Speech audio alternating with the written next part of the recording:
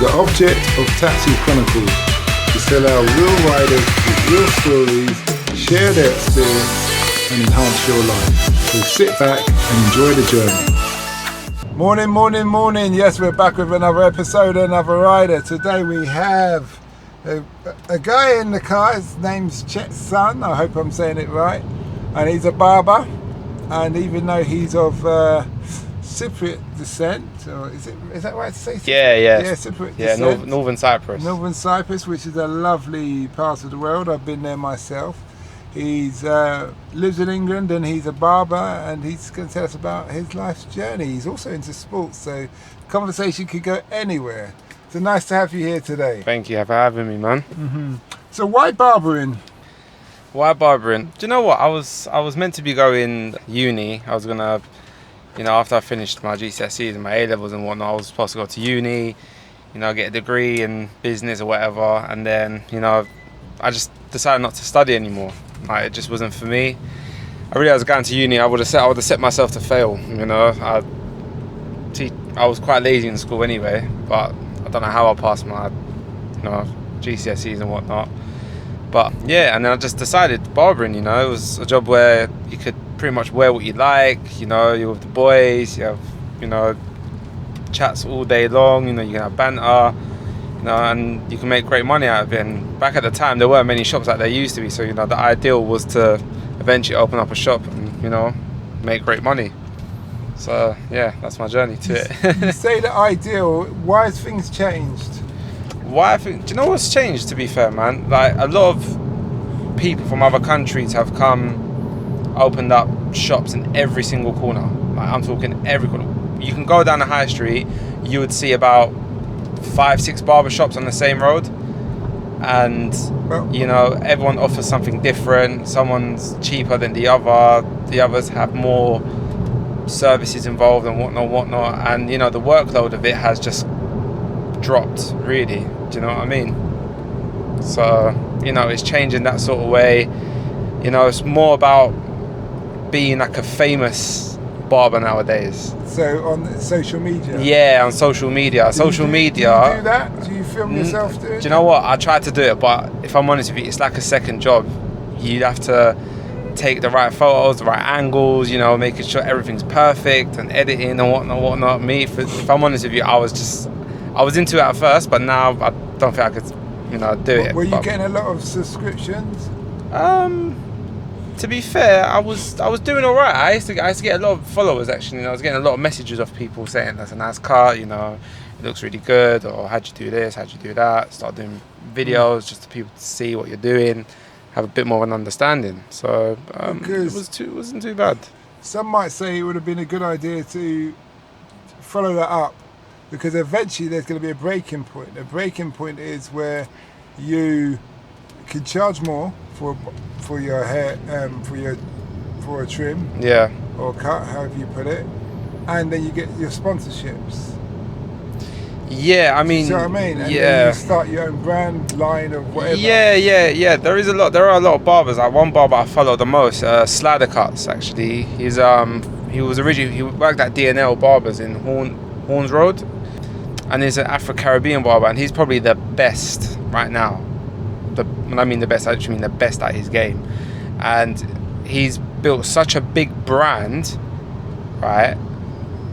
How can I put it? He's got merchandising now. And, he gets called up to go do shows. He gets call outs from big, celebrities. For example, his main client on social media that we always used to see was Anthony Joshua. And he's built such a big brand and such a big following. At one point, all the black influencers, such as even Stormzy, footballers, they all go to him now because he's built such a big brand. And to build that, it takes a lot of work. I'm talking early mornings, late nights, constant, building content. Have you heard his story? Has he talked about his journey? But you know what? I think he actually done a book, to be fair. I never got the chance to buy it and have a look at it. But from what I've gathered from his videos, he just started. I remember from 14 years old. I think it was saying from 14 years old, where he come from a family where he had a lot of siblings and he just wanted to cut hair, and just decided to grab a pair of clippers and start cutting his siblings' hair and doing it like that. And yeah, and ever since then he just always wanted to build something from what I could remember. Yeah, But so he does really well. How long you been trimming hair for? Ooh, nearly, it's coming on to 8 years, you know. Okay. Yeah. Now, how long do you reckon you're going to be trimming hair for? Yeah, that's a question I ask myself all the time. I'm not really too sure, you know, because this job can take you anywhere. It can get you into places where working in studios, doing work for Netflix and you know whatnot, teaching or whatever. But the end goal of it is just to build such a massive clientele, you know, where you're reliant, you know, you're consistently getting paid a certain amount you're paying yourself a certain amount every single week or every day or whatnot, and just eventually just invest it. I mean, most barbers I know, they never say I'm gonna be cutting hair for the rest of my life. No, you know, they do want more. Do you know what I'm trying to say? They do want more. I know most barbers want to get a shop, have people working for them, and you know, let the business run itself, and hopefully retire early. Like, that's literally how it is. There's no barber I know that consider themselves cutting hair till they're 65. That's not happening. Alright, reason why I asked that question is because you've kind of summed up the reason for you to carry on with the social media element. Yeah. Because you're saying it's a lot of work, but you've been doing it 8 years anyway. Yeah. So you could have done what that guy's done. Do you see what I mean? Yeah. And if you're going to go to work anyway, it's just about managing time. Yeah, it's true. It is true, to be fair. I mean, me personally, how can I put it? I mean, I love my job. I really do. I love to cut. You know, I can sit there, grab my tools and just cut. Right? However, when it comes to building, you know, a portfolio of your haircuts and your work. But what's a portfolio? You're just taking a photo of somebody's head. Yeah, dropping it on Instagram. Yeah. But the thing is, and that's it. Yeah. At the end, it's not like that. I mean, yeah, it looks as easy as that, but you got to make sure the haircut has to be, you know, on point. On point, yeah. Yeah, but all right, let me ask you something. So in that case, when you trim someone's hair, are you telling me there's times the haircut's not on point? No, it's nothing like that. It's just okay. Then. There's some people's there's just some haircuts that you do that it's just not worth the post. Okay, it's because it's just for me it's just a haircut. There are times where I've done people's hair and I've gone, damn, I should have done it before and after, would have looked perfect. Do you see what I'm trying to say? But you never know how the haircut's going to turn out. Well, do you see what I'm trying to say? Take photos of everything. Yeah. One of everything quick at the start and the finish. Yeah. And then just send it to someone like your sibling or your girlfriend or whoever. Yeah. And let them do the work. Yeah, it's true. I mean, you can do that. Or you can pay someone. Nowadays, do you know what? If I'm honest with you, with me, if I look at any barbers, 9 times out of 10, because I've seen so many photos, it doesn't really mean anything to me anymore. Now I like to watch videos. I like to watch the process of the haircut. Like, there's one guy called E.T. the barber. I've heard of it. Yeah, American? The American? Yes, and he does the best videos. But the thing is, when I think about it, he doesn't do that every single time. So he has to spend at least one day, you know, trying to get it right, get it on point and everything. I mean, and for me personally, sometimes I just generally my focus isn't my focus is on the haircut, because if you take your focus off the haircut for a second, you make a mistake, that's it. Maybe he does, he just sets up cameras. Yeah. And then he'll just maneuver, and wherever the camera records, it records. Yeah. Do you see what I mean? Yeah, exactly. You can do that, but it just depends sometimes. I mean, most barbers, like for example myself and the people I work with, we genuinely don't have time, because we are back to back busy every single day. And the thing is, your hours are so long. Some of us work from 8 and then finish at 9. Sometimes start at 7. I mean, the guy that owns the shop I work in, mate, that guy's a machine. When I mean he's a machine, I literally mean he is a machine. He started work about 6:40 in the morning, and then finished at 9. Didn't even get home at 9. Finished at 9. Yeah. Do you see what I mean? Yeah, There is no way he's gonna have time to go home the next day or whatever to edit some videos. Yeah. No, I understand what you're saying. Everything's about time management. Yeah, time management is important. As a podcaster and a person who does podcasting while I'm working. So right now, obviously, we're working. Yeah. I've got mics set up. Yeah. I could have a camera set up if I wanted to. I just don't bother. Sometimes I think just to have a camera and just press record. And let it film the customer as well. But I just don't bother. But I've got probably about 200 episodes I haven't published. Okay. And I'm going to give them to someone to edit and sort out eventually and say, you need to sort that out. This is the fee that we agreed. I need them sorted out by the end of the month. Okay. So I can focus on something else. Do you see what I mean? Fair enough. In that respect there. So, yeah. But I'm just thinking, what have you learned about this industry that you wish you knew when you had started? What have I learned? To be fair, it's not about within. When I mean learning, I'm talking in terms of not my skill. I mean by people, man. People. When you're working with the public, I can't even lie to you, man. Some people, you get the nicest people, you get the rudest people, and you get the weirdest and the most strangest people ever. Like, you could be very surprised out there that most people out there. What's the weirdest customer you can remember? What do they do? Weirdest customer. Man, where do I start? I mean, what do they do for that, a career or? No, what do they do? You said they're weird. Or are they saying? Oh, some of them. Do you know what? Some of them, man, you could be surprised that they talk to themselves on my chair. In what sense? What are they kind of saying that they're talking to themselves? I mean, one guy was sitting on my chair one time. He was just like, I don't know what to do, man. What do I say to her? What do I say to her? I'm looking at him. I'm like, oh, you talking to me? He's like, no, not you. And I'm like, oh, so who are you talking to? Do you know what I mean? You can't really make it obvious that you think that they're weird. So, I mean, a lot of people talk to themselves to solve the problem. Yeah. You talk it out loud. You can play it out. Yeah, literally. So I don't see that as mad. I used to do that all the time, but I don't anymore because I don't worry about fixed situations. Yeah. No, I don't know, man. You get people, and then you get people who are really, really big show-offs. Like, you get people coming in and be like, yeah, I just made an investment of this and that, and I'm doing that. And it's just like, oh, you're just one of them people. You just meet all kinds of people, like, all through life. I mean, you meet criminals, you meet the nicest people, you meet people who are, like, I'm talking dangerous people. Like, I'm talking dangerous. And then now they're, like, the nicest people working at airports or working on the train lines, and and you just get a different aspect of life, to be fair, about people. Those people have been rehabilitated then, really. Yeah. Or they just got. There's a scene in Carlito's Way, a gangster movie, and he says, "You don't get old in this business; you just run out of steam." Yeah. So, and I believe that. I believe that's quite true. I have some brothers, and they one of them works in the railway lines after being been in and out of jail, and the other one is, but he's got a bad heart, so he's got no choice. Yeah. That's to slow down, but yeah.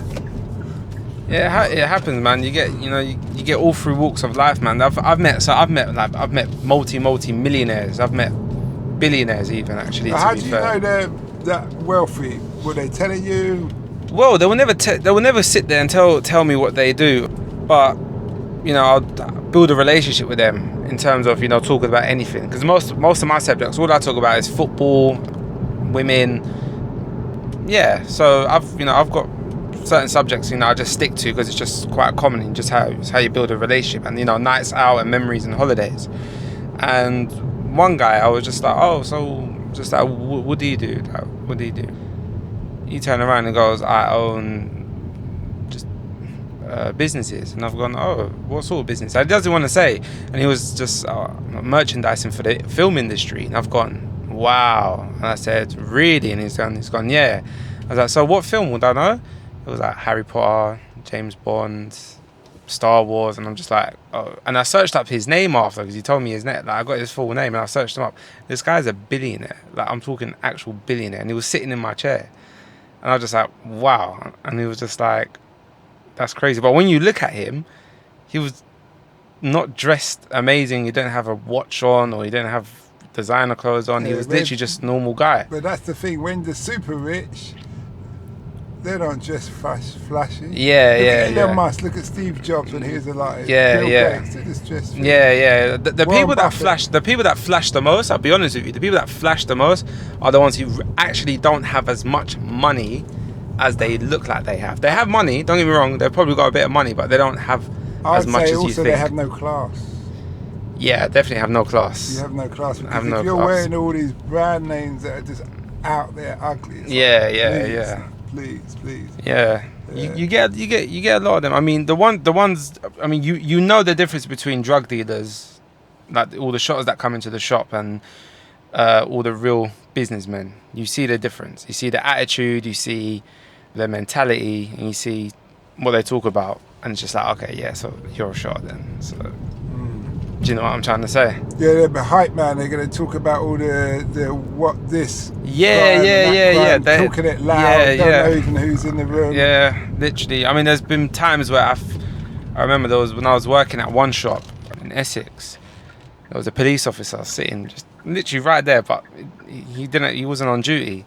And you got one guy talking about how, you know, he's got grows here and in there, and I'm just like, oh my God. I was just like, bro, you need to really, really relax. Like, honestly. But we looked at the officer and he was just like, listen, I don't give a shit. Oh, sorry. Yeah, go on. Okay. Yeah, he didn't care. He just didn't care, to be fair. He's not interested. Yeah, he's not interested. Only because, you know, for one, he's not on duty, and he just know these people some of them are small fish, but then they talk about as if they are, you know. Anybody talking like that is just an idiot. Yeah, man. You get that in shops, man. If I'm honest with you, in shops, you could be very surprised. As I always say to people, when you go into shops, show everyone respect. Like, show absolutely everyone respect. Because as soon as you disrespect one of the barbers in the shop, and if they're all friends, the whole shop will hate you.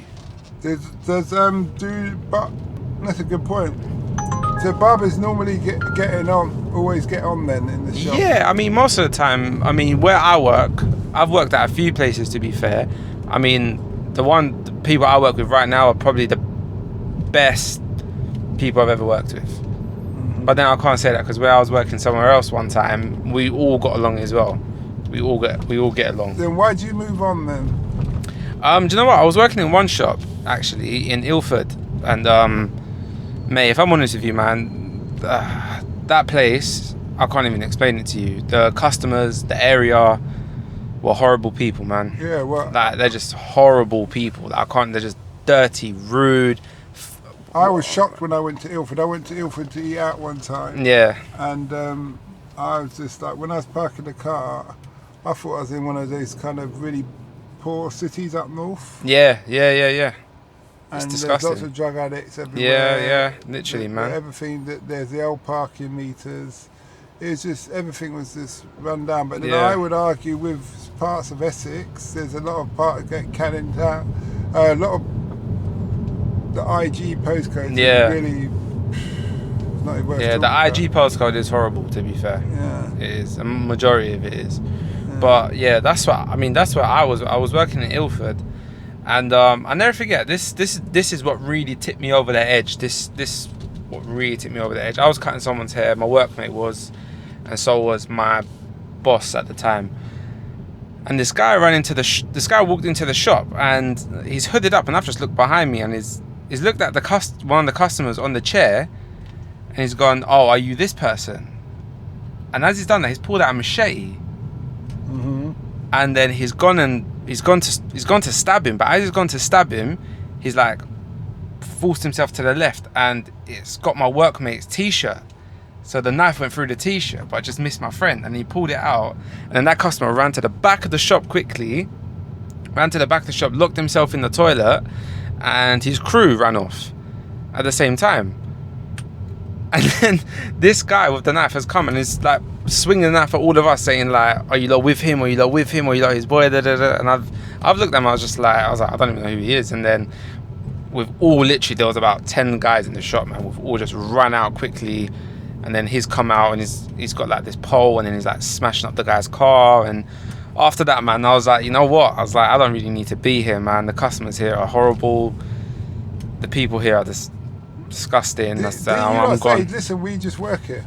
Bro, you know what? It's easy to say that, but at the end of the day, when you've got him and his crew outside the shop with him. Yeah, it was one of them shops where like there was a older shop. I mean, it was a proper, bait roads. You know what I'm trying to say? It was a proper busy road, so they always used to chill out there if they had nothing to do. I mean, realistically, they don't have much to do besides just shotting and thinking they're going gym, but they're not. But they used to just chill outside the shop all day, go to the shops, buy drinks, smoke cigarettes, smoke their weed, whatever. So, it was very obvious. If you wanted to find them, if they weren't, in central London at all these, clubs or restaurants, they were just outside the shop most of the time. You told me a story earlier, as we're coming to the end. It's been very interesting in the conversation about the guy who gets very upset. Tell us that story. The guy who gets the customer who's crying. Oh yeah. So basically, what happened was he was with one woman he was married to one woman, and then after he left her, and he got remarried, and he was with this woman for about 15 years. And what happened is her son, because it was his stepson, her son robbed an old lady. He burgled her house with some friends, and he was never really about that life. I'd cut his hair a few times before, and he was just quite a boy. But they broke into her house, they beat her up and whatnot, and they was found guilty, put into prison. And then what had happened was a few months later, I think it was her dad died. And after her dad died, she just turned on her husband, who was my customer, and she started telling him that she wanted to live her life because life's too short. You can either die, you can go to prison, and whatnot. And I had him on my chair like every 2-3 weeks, every time he used to come, and he used to literally sit and cry on my chair each day and each week. Well, each week he used to come, he used to just cry and tell me about his problems. And that's what you get most of the time when you're a barber anyway. Everyone's just telling you about their problems, because it's the only person you talk to, because you trust them with their, they trust you with their hair, and now, they just want to, get their hair cut, by you, and they just want to talk to you because they trust you. So, yeah, man. Okay. That's about it. Well, thanks a lot for that. No, man. Appreciate it. We wish you well. Yeah, you too. We hope that episode enhanced your life. We post an interview every day as well as vlogging on our social media channels. Don't forget to subscribe to get our latest episode.